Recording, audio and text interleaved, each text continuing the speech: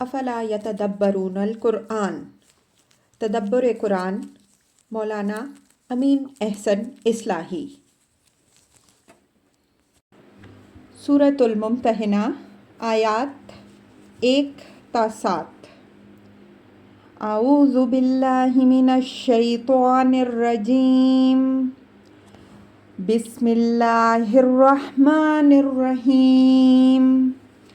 یا ایہا الذین آمنوا لا تتخذوا عدوی وعدوکم اولیاء تلقون الیہم بالمودۃ وقد کفروا بما جاءکم من الحق یخرجون الرسول وإیاکم ان تؤمنوا باللہ ربکم ان کنتم خرجتم جہادا فی سبیلی وابتغاء مرضاتی تسرون الیہم بالمودۃ وانا اعلم بما اخفیتم وما اعلنتم ومن یفعلہ منکم فقد ضل سواء السبیل۔ ان یثقفوکم یکونوا لکم اعداء ویبسطوا الیکم ایدیہم والسنتہم بالسوء وودوا لو تکفرون۔ لن تنفعکم ارحامکم ولا اولادکم یوم القیامہ یفصل بینکم واللہ بما تعملون بصیر۔ قد كانت لكم أسوة حسنة في إبراهيم والذين معه إذ قالوا لقومهم إنا براء منكم ومما تعبدون من دون الله كفرنا بكم وبدأ بيننا وبينكم العداوة والبغضاء أبدا حتى تؤمنوا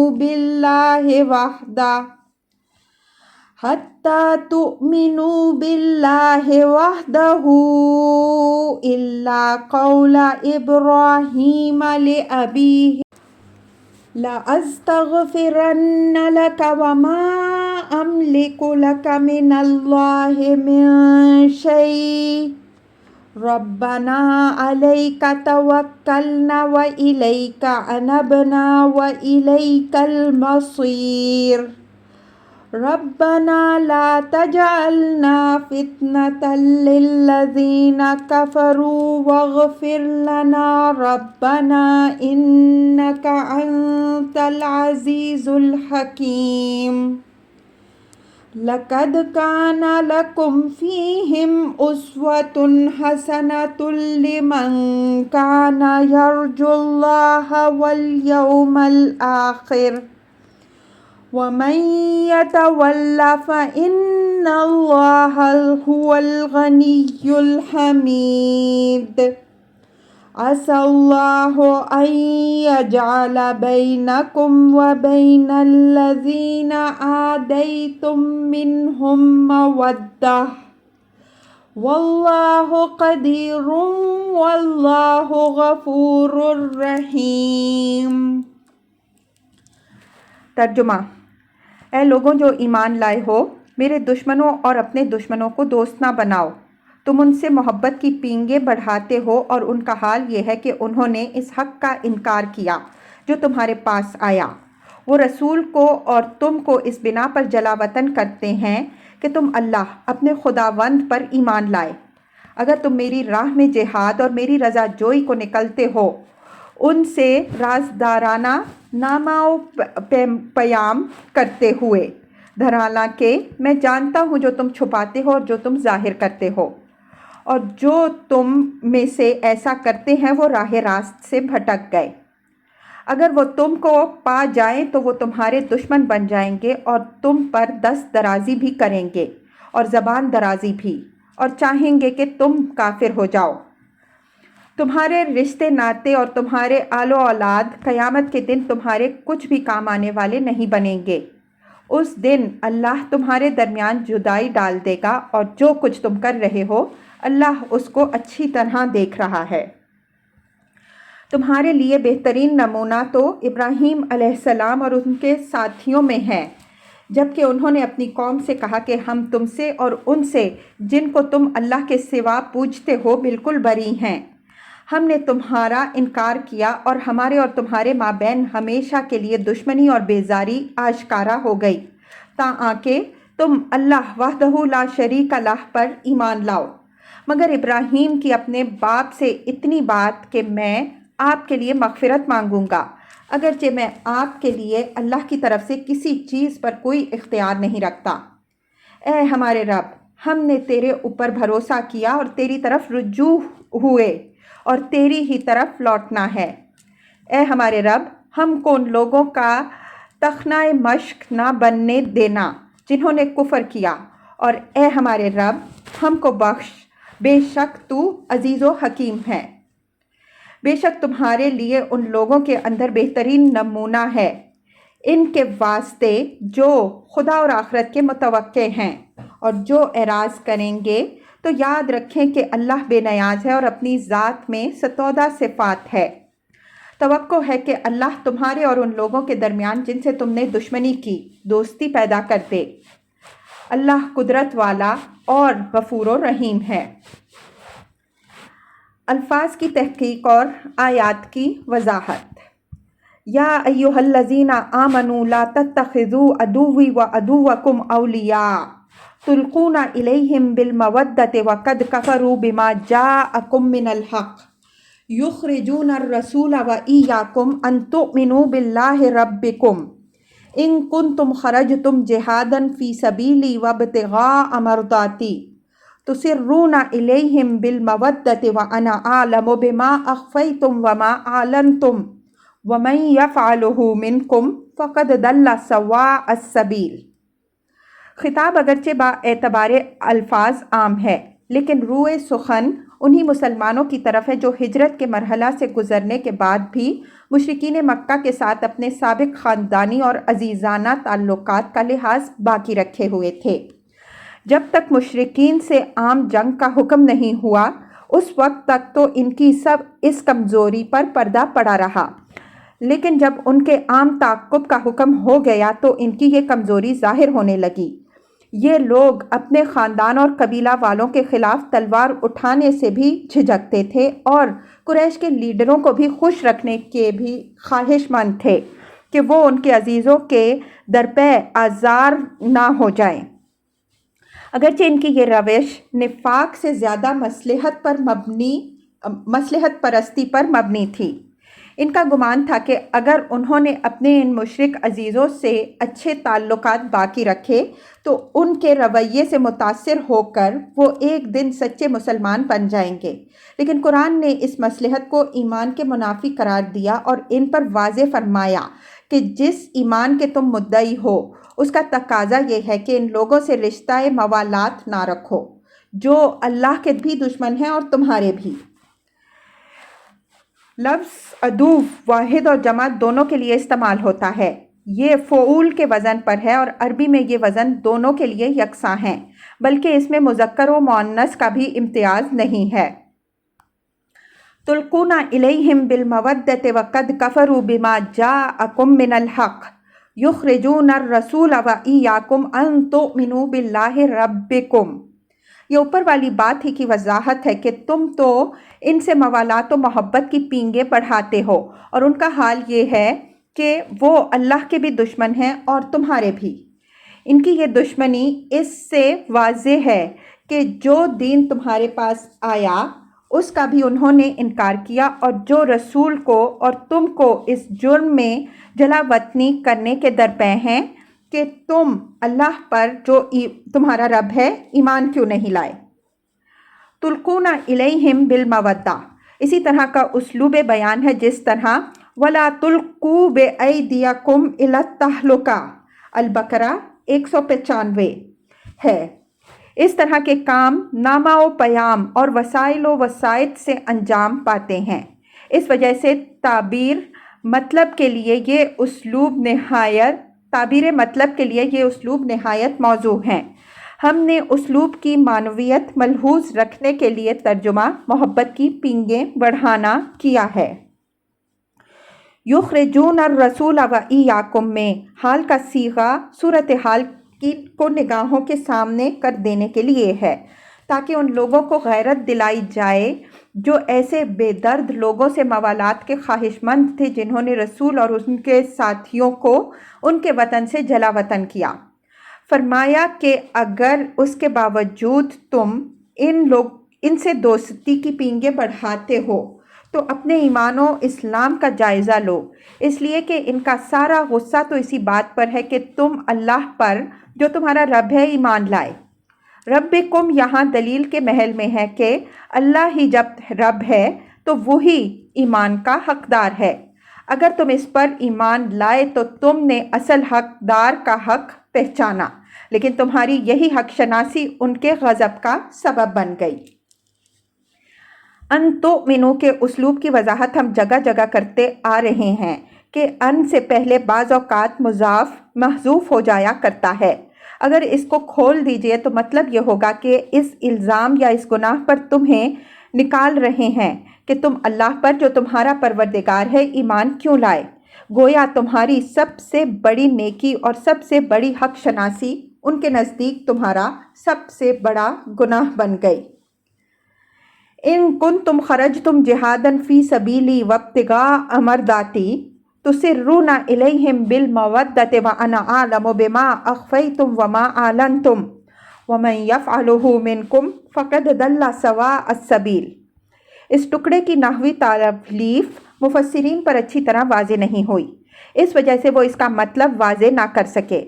पहले इसकी तालीफ़ नाहवी समझ लीजिए, फिर हम इसका मतलब वाज़े करने की कोशिश करेंगे। मुफस्सिरीन ने आमतौर पर यहाँ शर्त का जवाब महज़ूफ़ माना है और करीना से इसको मुअय्यन करने की कोशिश की है, लेकिन मेरे नज़दीक यहाँ इन कुंतुम में मन यफ़अलुहु दोनों शर्तों का जवाब है, एक ही है, यानी फ़क़त दल्ला सवा अस्सबील है। तुसिर्रूना ज़मीर खिताब से हाल वाक़े हुआ है और अना आलमु बिमा अख्फ़ैतुम व मा आलनतुम जुमलाए मोतरज़ा के महल में है। मतलब यह है कि अगर तुम मेरी राह में जिहाद और रज़ा तलबी के लिए इस हाल में निकले कि तुम अपने दिलों में अल्लाह और रसूल सल्लल्लाहु अलैहि वसल्लम के दुश्मनों के साथ मवालात की ख्वाहिश छुपाए हुए हो, दर हालांकि मैं तुम्हारे बातिन और ज़ाहिर दोनों को जानता हूँ, तो याद रखो कि जो तुम में से ऐसा करेंगे वो सीधी राह से भटक गए।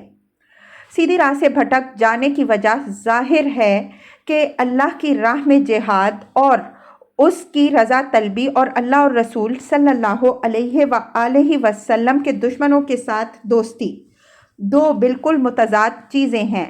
ये दोनों बैक वक्त किसी के दिल में जमा नहीं हो सकती। अगर अल्लाह ज़ाहिर व बातिन दोनों से आगाह ना होता तब तो उसको धोखा दिया जा सकता था, लेकिन जब वो हर एक के ज़ाहिर व बातिन से अच्छी तरह आगाह है तो उसको किस तरह धोखा दिया जा सकता है। जो लोग इस तरह की दो मुतज़ाद ख्वाहिशें अपने दिलों में रख कर निकल रहे हैं, उन्हें ये बात याद रखनी चाहिए कि वो खुदा की राह में नहीं बल्कि शैतान की राह में निकल खड़े हुए हैं। इस आयत के तहत मुफस्सिरीन ने हज़रत हातिब बिन बल्ता रज़ी अल्लाह अन्हो का एक वाक़या बतौर शान नुज़ूल नक़ल किया है।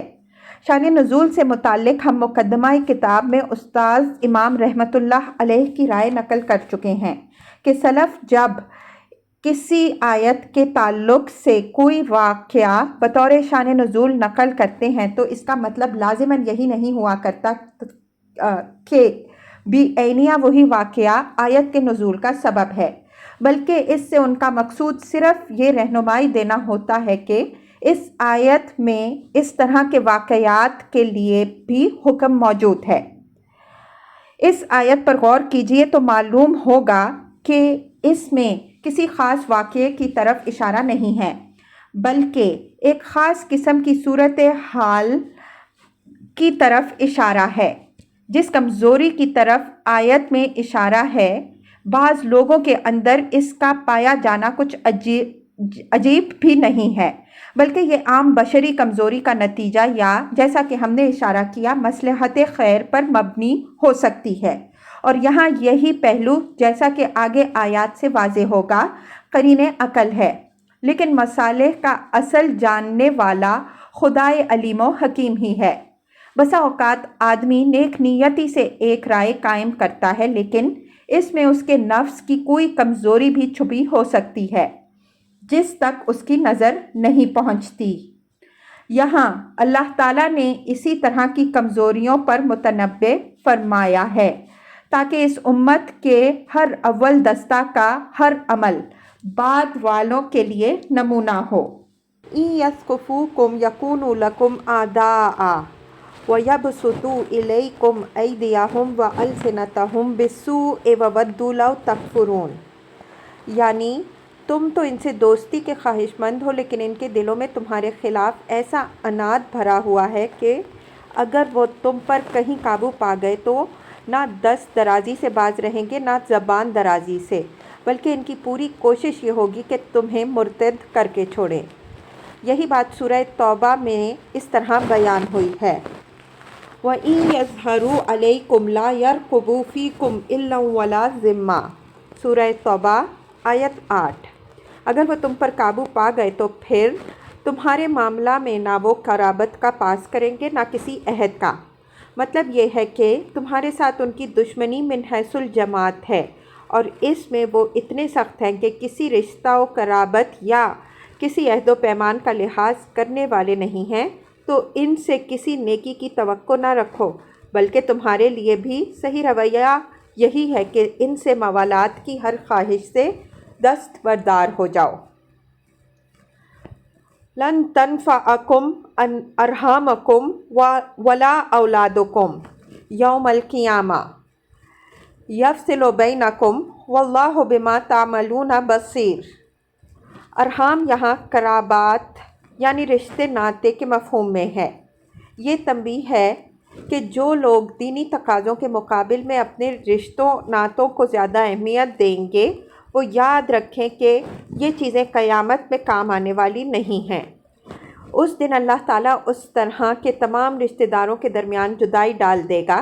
اس دن کی تصویریں یوں کھینچی گئی ہیں: وَلَا يُسْأَلُ حَمِيمٌ حَمِيمًا يُبَصِّرُونَهُمْ يَوَدُّ الْمُجْرِمُ لَوْ يَفْتَدِي مِنْ عَذَابِ يَوْمَئِذٍ بِبَنِيهِ وَصَاحِبَتِهِ وَأَخِيهِ وَفَصِيلَتِهِ الَّتِي تُؤْوِيهِ وَمَنْ فِي الْأَرْضِ جَمِيعًا ثُمَّ يَنْجِيهِ۔ المعارج آیات 10 تا 14۔